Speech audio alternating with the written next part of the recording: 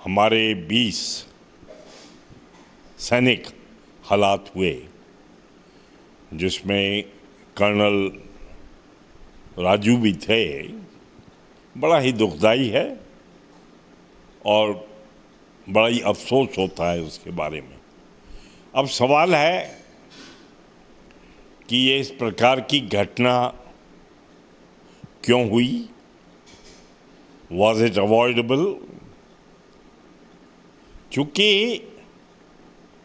ये इसकी शुरुआत करीब 5 मई से हुई है, जब चाइनीज़ सोल्जर्स गलवान वैली के इरादे में आने लगे।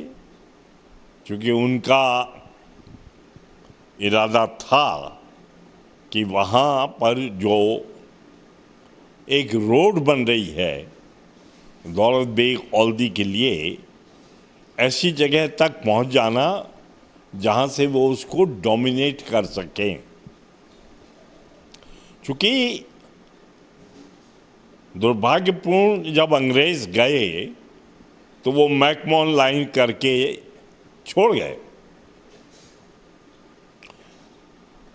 तो एक ये इल डिफाइंड बॉर्डर है जिसको हम लाइन ऑफ एक्चुअल कंट्रोल कहते हैं। चाइनीज़ कहते हैं कि लाइन ऑफ एक्चुअल कंट्रोल वहाँ तक है, हम कहते हैं कि नहीं, यहाँ तक है। ये एक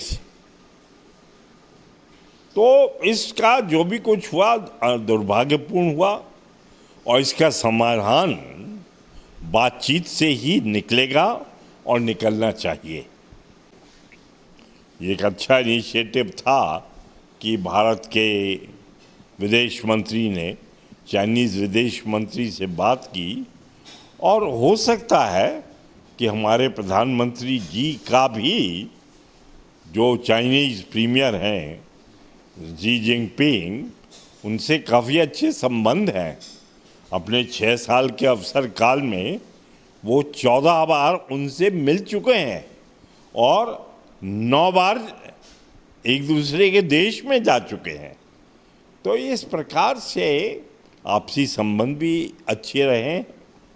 चूँकि इट्स ऑलवेज सेड कि अपने जो नेबरली रिलेशंस को हमेशा अच्छे प्रकार से संभाल के रखना चाहिए।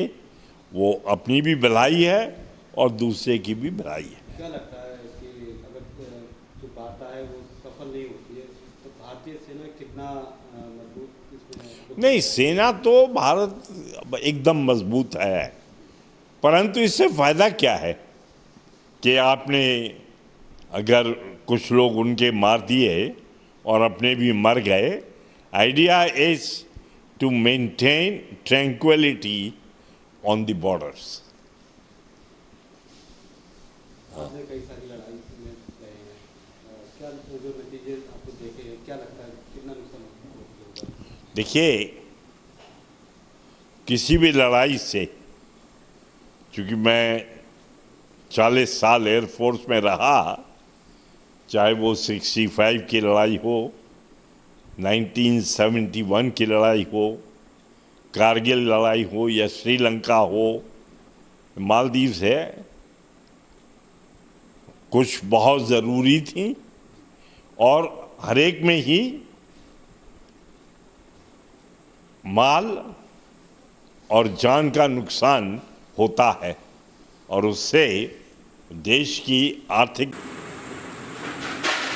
जिस तरीके से भारत का जो साथ देने के लिए अमेरिका, मुझे लगता है कि जो लड़ाई का ये उद्देश्य रहता है कि चाइना और इंडिया लड़े, अब वो अपनी बंदूक इंडिया के कंधे पर रखे लद्दाख एरिया तो अक्सर जाना होता था। वैसे लैंड भी करते थे, सप्लाई ड्रॉपिंग भी करते थे।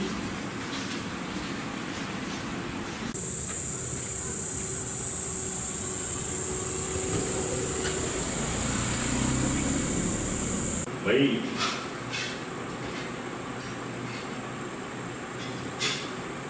2000 नहीं को इम्प्रूव किया, वैसे ही भारतवर्ष ने भी बहुत किया।